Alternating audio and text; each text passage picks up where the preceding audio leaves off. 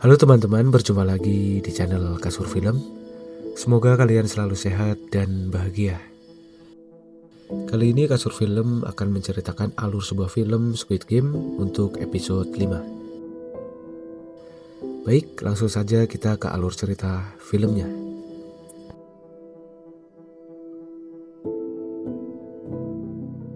Chosang memerintahkan lainnya untuk maju 3 langkah. Tentu saja yang lain menganggap itu bunuh diri. Dalam hitungan 3, mereka kemudian maju 3 langkah.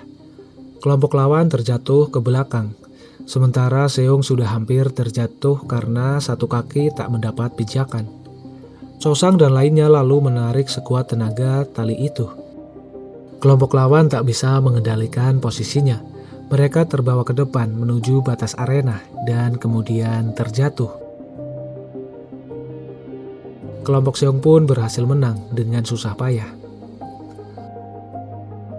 Mereka kembali dengan kelompok lain yang lolos. Si preman tak menyangka jika Seong dan lainnya berhasil. Sementara petugas akan membakar peti korban, ada petugas yang mengoperasikan mesin, membuat peti itu masuk ke dalam ruangan dan tidak terbakar.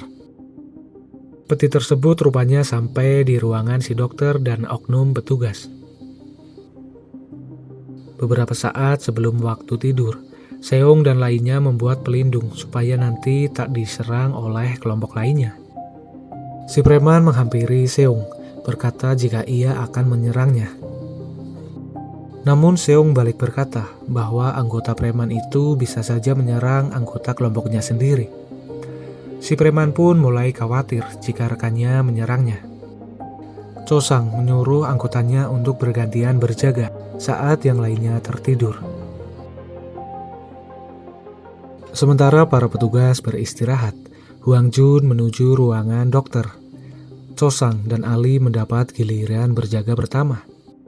Mereka mulai bercerita tentang keluarganya dan mengenal satu sama lain. Hwang Jun sampai di ruangan. Terjadi cekcok karena si dokter terlalu lamban dalam bekerja. Si dokter menyuruh petugas itu untuk melakukannya sendiri. Karena kapal yang membawa organ akan segera datang, salah satu petugas menghentikan perdebatan mereka. Saat Seong berjaga dengan si kakek, tiba-tiba si kakek demam tinggi.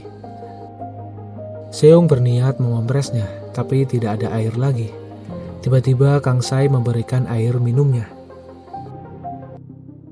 Hwang Jun bertanya kepada petugas apa yang terjadi pada korban kemarin. Petugas itu menjawab jika ia memukulnya menggunakan besi. Di sini kecurigaan petugas semakin kuat, karena kejadian itu nomor 29 juga melihatnya. Hwang Jun hendak mengambil pistolnya, namun si dokter berteriak supaya tidak mengganggu konsentrasinya. Hwang Jun dan satu petugas menuju ruangan selanjutnya dengan membawa organ korban. Sementara si dokter telah selesai melaksanakan tugasnya.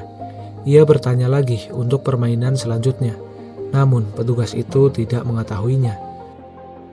Si dokter mengancamnya dengan pisau. Dua petugas itu panik.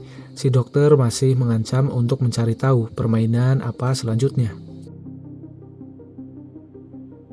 Petugas itu mendorong dokter dan hendak mengambil pistolnya. Tapi si dokter menusukkan pisaunya itu, kemudian ia melarikan diri.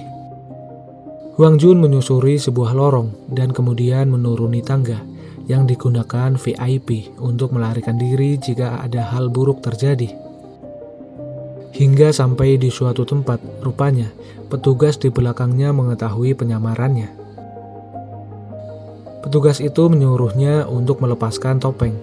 Hwang Jun dengan sigap menodongkan pistolnya. Ia bertanya tentang informasi mengenai korban yang diambil ginjalnya itu.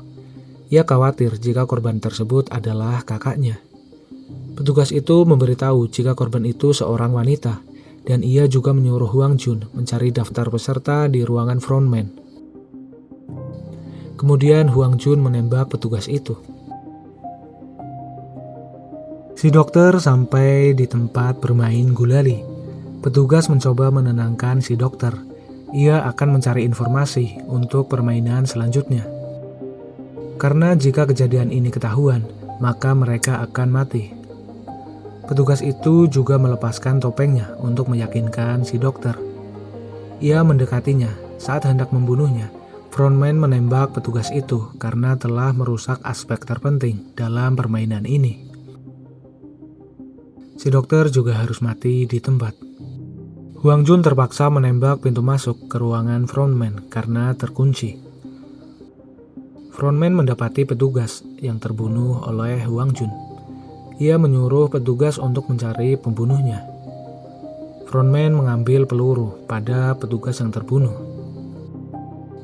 Hwang Jun sampai di ruangan daftar peserta. Ia mencari nama kakaknya.